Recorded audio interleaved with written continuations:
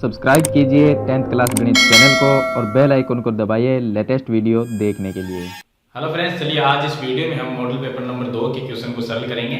पीछे वाली वीडियो मैंने आपको मॉडल पेपर 1 है उसमें 23 क्वेश्चन जो दिए गए हैं वो सभी क्वेश्चन मैंने पीछे की वीडियो में आपको बता दिए हैं। अगर वीडियो आपको देखनी है तो प्लेलिस्ट का लिंक मैं डिस्क्रिप्शन में दे दूंगा, वहां से आप देख सकते हैं। तो चलिए आज शुरू करते हैं हम मॉडल पेपर नंबर 2। तो आप वीडियो को लाइक कर दीजिए और चैनल को सब्सक्राइब कर लीजिए ताकि ऐसी वीडियो आपको आगे भी मिलती रहे। तो देखिए प्रश्न नंबर 1 है कि हमें एक संख्या दी गई है जिसका दशमलव प्रसार क्या होगा वो हमें बताना है। तो मैंने आपको पहले ही बताया कि दशमलव प्रसार के लिए यहाँ पर संख्या दी गई है 441 और इसके बट्टे में लिखा हुआ है 2 की घात 2 गुणा 5 की घात 7 गुणा में 7 की घात 2। अगर मैंने बताया आपको कि नीचे अगर 2 और 5 के अलावा कोई तीसरी संख्या आ जाए तो उसका दशमलव प्रसार अशांत आवर्ती होगा, अशांत आवर्ती होगा। और शांत आवर्ती कब होता है? जब 2 और 5 के अलावा कोई तीसरी संख्या ना हो। चलिए इसके बाद में देखिए इसका प्रश्न नंबर 2। नेक्स्ट जो प्रश्न उसमें दिया गया है पी और क्यू एक द्विघात बहुपद दिया गया है हमें। अब द्विघात बहुपद जो होता है उसमें सबसे बड़ी घात क्या होती है? 2 होती है। तो द्विघात बहुपद के शून्य दिए गए पी और क्यू, तो पी और क्यू दोनों क्या है? शून्य का एक द्विघात बहुपद के। तो इसने लिखा है p प्लस क्यू का मान ज्ञात करो। यानी शून्य जब हम एक द्विघात बहुपद के हमें शून्य दिए गए होते हैं तो उसमें होता है एक तो होता है शून्यांकों का योग और दूसरा होता है शून्यांकों का गुणनफल। लेकिन इसने लिखा है कि p प्लस क्यू का मान ज्ञात करो। ये दोनों शून्य का है, इनके बीच में प्लस का चिन्ह, इसका मतलब शून्यांकों का योग। तो शून्यांकों का योग होता है माइनस में b बटे a, यानी कि माइनस b बटे a हो गया। ये इसका आंसर होगा माइनस b बटे a। अब देखिए नेक्स्ट जो प्रश्न है उसमें हमें एक समीकरण दी गई है y माइनस 3 बटे 7 माइनस x बटे 2 बराबर 1। y का मान 10 दिया गया है तो x का मान हमें ज्ञात करना है। y जहां पर लिखा हो उसकी जगह हम 10 रख देंगे। तो 10 माइनस 3 बटे 7 माइनस x बटे 2 बराबर में 1। अब 10 माइनस 3 करेंगे तो 7 बटे 7 माइनस में x बटे 2 बराबर में 1। अब ये देखिए 7 बटे 7 का मतलब हुआ 1, तो 1 माइनस x बटे 2 बराबर 1। 1 को इस साइड में लेके जाएंगे तो माइनस में x बटे 2 बराबर में 1 माइनस 1 कितना हुआ? 0 हो जाएगा। अब ये हो गया 0 यहाँ पर, ये इसके भाग में गुणा चला गया। 0 के साथ में 2 को गुणा करेंगे तो भी 0 आएगा। तो माइनस x बराबर क्या हुआ? 0। अब माइनस को इस साइड में लगा देंगे तो माइनस 0, यानी कि इसका मतलब होगा 0 ही होगा। तो x का मान क्या आएगा? 0 आ जाएगा। इसके बाद देखिए नेक्स्ट क्वेश्चन। अगला जो प्रश्न हमें दिया गया है उसमें हमें एक समीकरण दी गई x माइनस 3 का स्क्वायर बराबर 3 के मूल ज्ञात करने हैं। ये एक समीकरण दी गई, इसमें मूल ज्ञात करने हम क्या करेंगे? स्क्वायर को हटाएंगे और दूसरे साइड में लगा देंगे। तो x माइनस 3 बराबर इस साइड में अंडर रूट 3 आ जाएगा। अंडर रूट 3 आएगा तो ये रूट क्या होगा? प्लस और माइनस में होगा, एक बार प्लस में और एक बार माइनस में। तो x, अब ये माइनस में 3 इसको भी इस साइड में ले जाएंगे तो x बराबर आ जाएगा 3 प्लस माइनस अंडर रूट 3। तो ये क्या होंगे? जो समीकरण दी गई है उसका मूल होगा। चलिए इसके बाद देखिए नेक्स्ट क्वेश्चन इसका। अब देखिए इसका जो अगला प्रश्न है उसमें दिया गया है कि 16 पदों वाले समांतर श्रेणी 2 5 8 11 का अंतिम पद क्या होगा? तो हमें एक समांतर श्रेणी दी गई 2 5 8 11, इसमें टोटल 16 पद है।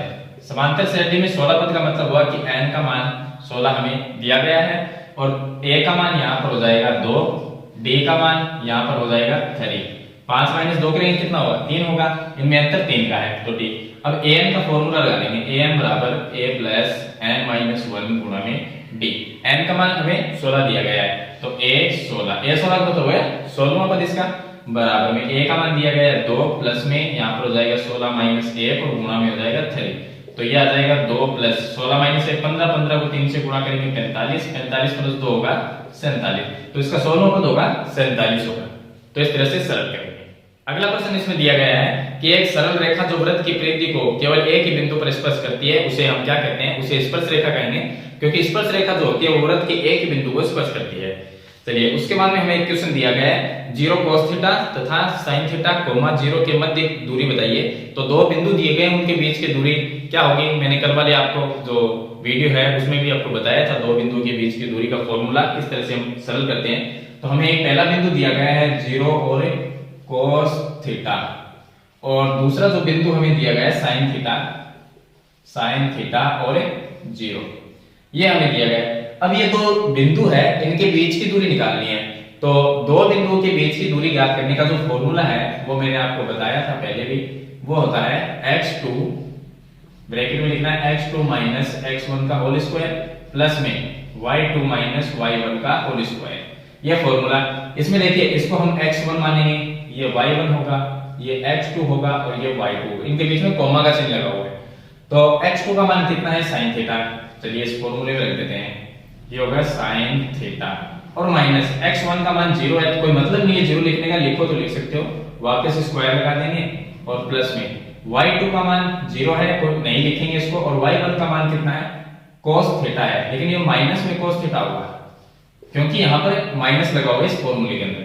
अब चलिए इसको सरल कर लेते, स्क्वायर लगा देते हैं, तो अंडर रूट में आएगा क्या, sin थीटा का स्क्वायर करेंगे तो sin स्क्वायर थीटा, ये माइनस का चिन्ह है लेकिन स्क्वायर होने के बाद प्लस हो जाएगा, तो प्लस में cos थीटा का स्क्वायर करेंगे तो cos स्क्वायर थीटा। अब देखिए sin square theta plus cos square theta, इसका मान 1 होता है तो अंडर रूट में 1 आएगा, इसका मान ही 1 होता है तो इसका मान 1 होगा तो अंडर रूट 1 आ गया। अब 1 का अंडर रूट निकालेंगे तो क्या आएगा, 1 ही आएगा, तो इसका आंसर क्या होगा, 1 होगा। अगला प्रश्न दिया गया है हमें कि 2 cosec 30 डिग्री और sec 30 डिग्री किसके बराबर है, तो ये प्रश्न दिया गया है कि 2 cosec 30, अब cosec 30 का मान और sec 30 का मान हम सामने से लिखेंगे तो 2 गुना इसका मान होता है 2 गुना में sec 30 का मान होता है 2/√3, ऊपर वाले सभी 2 को गुना करेंगे तो कितने आएंगे 8 और बटे में क्या आएगा 3, तो ये इसका आंसर हो जाएगा। अब देखिए इसका नेक्स्ट प्रश्न दिया गया है कि यदि cos 90 माइनस थीटा बराबर 1/2, 90 माइनस थीटा बराबर 1/2 हो तो थीटा का मान ज्ञात करो। इसके अंदर हमें ज्ञात करना है थीटा का मान। तो देखिए मैंने आपको बताया कि cos 90 माइनस थीटा क्या होता है, sin थीटा, इसको हम लिख देंगे sin थीटा बराबर में 1/2 आ गया। अब sin थीटा की जगह तो sin थीटा ही रखना है और बराबर sin में 1/2 है वो किसका मान होता है वो लिखेंगे, तो वो होता है sin 30 डिग्री का। sin 30 डिग्री का जो मान है वो सारणी में देख सकते हो, वो होता है 1/2, तो 1/2 की जगह मैं वापस sin 30 डिग्री लिख सकता हूं। अब sin से sin कट गया तो थीटा का मान क्या आ गया, 30 डिग्री आ गया। तो इस तरह से इसको सरल करेंगे। अब देखिए इसका नेक्स्ट क्वेश्चन है, उसमें दिया गया एक बंटन दी गई है 3 5 7 4 2 1 4 3 4 का बहुलक क्या होगा। तो बंटन जो है हमने यहाँ पर लिखे, इसमें हमें बहुलक बताना है। तो अगर इस तरह से हमें कोई बंटन दी गई हो तो उसमें बहुलक निकालने का सबसे सरल तरीका ये है कि उसमें ये देखो कि जो कोई भी संख्या सबसे ज्यादा बार कौन सी संख्या आई हुई है। तो यहाँ पर देखेंगे, देखिए 3 कितनी बार है, 2 बार, 5 कितनी बार है, 1 बार, 7 कितनी बार है, 1 बार, 4 कितनी बार है, 1 2 3 बार और 2 कितनी बार है, 1 बार। यानी कि सबसे ज्यादा रिपीट कौन सी संख्या हुई है, तो वो 4 हुई है। ये कितनी बार आए हैं, 3 बार आए हैं। तो इसका बहुलक क्या होगा, बहुलक होगा इसका 4 इसका बहुलक। अब ये 1 नंबर का क्वेश्चन है इसलिए हमें सीधा इसमें देख के ही बताना है कि एक बहुलक इसमें क्या होगा। तो सबसे ज्यादा बार जो रिपीट हुई संख्या है वो इसका बहुलक 4 होगा, यानी कि 4 वो बार-बार 3 बार रिपीट हुआ है, सबसे ज्यादा बार आया है तो बहुलक इसका 4 हो जाएगा। अब देखिए अगला क्वेश्चन दिया गया है कि दो पासों को उछालने पर उनके अंकों का योग 7 या 11, अंकों का योग हमारे पास में कितने पासे हैं, 2 पासे। आपको पता है कि दो जो पासे होते हैं उनके अंदर टोटल एक पासे के अंदर 1 से लेकर 6 तक की संख्या लिखी हुई होती है और दूसरे पासे में भी 1 से लेकर 6 तक की, किसी भी पासे में 1 से 6 तक की संख्या लिखी हुई होती है। हमें इसमें प्रायिकता उनकी ज्ञात करनी है जो 7 या 11 है। अब यानी कि अंकों का योग, तो दोनों पासों को उछालेंगे तो उनमें ऐसे कौन कौन से अंक हैं जिनका योग करने से 7 आता है और 11 आता है, तो वो सभी लिख लेंगे। मान लीजिए हमने पहले पासे को उछाला तो उसमें आ गया 1 और दूसरे में आया 6, दोनों को जोड़ेंगे तो कितना बनते हैं, 7 बनते हैं। हमें पहले 7 बनाएंगे फिर 11 बनाएंगे। और दूसरा हम क्या कर सकते हैं, 2 और 5 ये भी 7 होंगे, प्लस करेंगे तो फिर उसके बाद में 3 और 4 ये भी 7 होंगे, फिर 4 प्लस 3 ये भी 7 होंगे, फिर यहाँ पर हम 5 प्लस 2 लिख सकते हैं, ये भी 7 होंगे, और उसके बाद में हम 6 प्लस 1 ये लिख सकते हैं, ये भी कितने होंगे, 7। तो 7 या 11। अब 11 का देखते हैं तो दोनों पासों में ऐसे कौन से अंक आएंगे जिनको जोड़ने से 11 बनता है। तो हम लिख सकते हैं, एक तो 5 प्लस 6 हो सकते हैं, तो 6 प्लस 5 या 5 प्लस 6, ये दो अंक है जो दोनों पासों में अगर आते हैं तो उनका योग 11 होता है। और बाकी ये अंक वो है जो जिनको जोड़ने से 7 होता है। तो हमारे पास में अनुकूल परिणाम कितने हो गए, अनुकूल परिणाम, तो हम लिखेंगे अनुकूल। अब प्रश्न 1 नंबर का है तो हमें सीधा ही बताना है अनुकूल परिणाम इसका कितना हो गया, इसका देखिए जोड़ने 1 2 3 4 5 6 7 8, अनुकूल परिणाम हो गए 8। और कुल परिणाम कितने हैं, कुल परिणाम कितने हैं, यानी कि दो पासे जो है उनमें 6 अंक होते हैं। अगर दोनों को गुणा करें तो टोटल कितने हमारे पास में संभावनाएं बन सकती है, तो कुल परिणाम कितने हो सकते हैं, 36 हो सकते हैं। तो कुल परिणाम कितने होंगे, कुल होंगे 36 परिणाम। यानी कि दोनों पासे में अगर अंक लिखना चाहें अपन तो टोटल लिखे जा सकते हैं 36 परिणाम। तो टोटल कितने होंगे 36, क्योंकि दो पासे हैं 36 परिणाम होंगे। चलिए अब प्रायिकता क्या होगी, प्रायिकता, तो प्रायिकता बराबर कुल अनुकूल जो परिणाम है 8 और बट्टे में कुल परिणाम 36। सरल कर लेते हैं तो 2 का अगर भाग देंगे दोनों में तो देखिए ये आ गया 4/18 और फिर 2 का भाग देंगे तो 2/9, तो इसकी प्रायिकता 2/9। अब सीधा ही भाग दे सकते हो, इसकी कोई जरूरत नहीं है। यहाँ पर आप भाग दे दो इसमें 4 का, इसमें 4 का देंगे 2 आएगा, इसमें 4 का भाग देंगे तो 9 आ जाएगा। एक ही बात है, किसी तरह से आप कर सकते हो। तो इसकी प्रायिकता 2/9 हो जाएगी। चलिए अगला प्रश्न इसमें दिया गया है कि समांतर श्रेणी दी गई, उसमें 11वां पद हमें बताना है। तो हमारी समांतर श्रेणी है 2 7 12।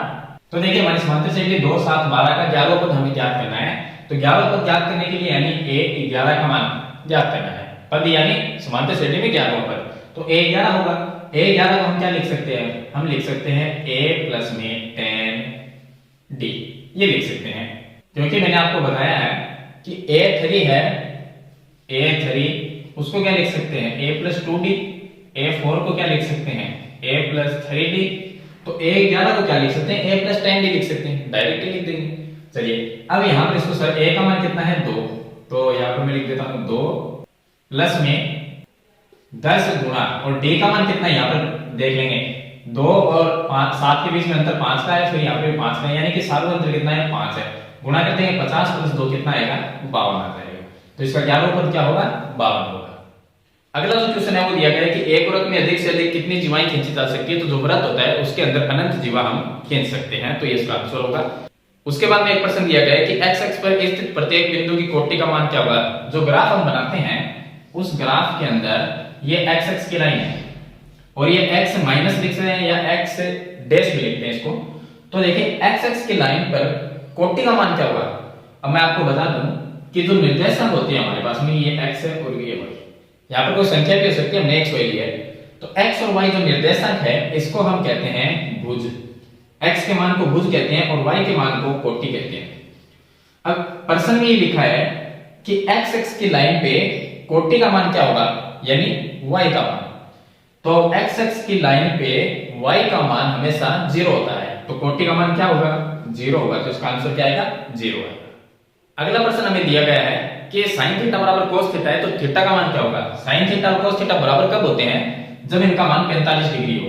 तो क्या हो, सारणी में इनका मान 45 डिग्री हो, यानी कि थीटा का मान अगर 45 डिग्री होगा तब इन दोनों का मान बराबर आएगा। क्यों, क्योंकि थीटा की जगह अगर हम 45 लिखते हैं तो यहाँ पर थीटा की जगह 45 लिखें तो इनका मान क्या है, सारणी के अंदर बराबर रहता है, सारणी के अंदर बराबर होता है इनका मान, इसलिए थीटा का मान यहाँ पर 45 डिग्री है, यानी 45 डिग्री कोण पे दोनों का मान बराबर होता है। उसके बाद में दिया गया हमें a1 a2 a3 और लास्ट में an का माध्य a है, तो a का मान क्या होगा।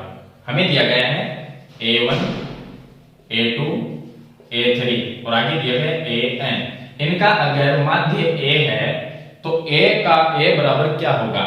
तो देखिए हमें अगर इस तरह से दिया बंटन दी गई है उसमें हम क्या करते हैं कि यहाँ पर सभी जो संख्याएं लिखी होती है उनका योग करते हैं। तो इसको मैं लिख सकता हूँ, योग को हम सिग्मा से लिखते हैं, तो मैं लिख सकता हूँ कि सिग्मा ए, इसको हम ए से दर्शा देंगे सिग्मा ए, आई भी लिख सकते हैं इसके सामने सिग्मा ए बटे एन। अब एन का मतलब होता है कि सभी संख्याएं कितनी है, कितनी संख्याएं उनका हमें भाग देना है, तो सभी संख्याओं का योग बट्टे में संख्या कितनी है उनका हम भाग दे देंगे, तो वो क्या आ जाएगा ए बराबर हो जाएगा। तो इस तरह से सिग्मा ए आई बटे एन ये हो जाएगा ए बराबर। तो ये थे कुछ क्वेश्चन जो मैंने आपको बता दिए हैं। नेक्स्ट वीडियो में हम आगे वाले जो क्वेश्चन हैं, जो क्वेश्चन रह गए हैं उनको हम सरल करेंगे।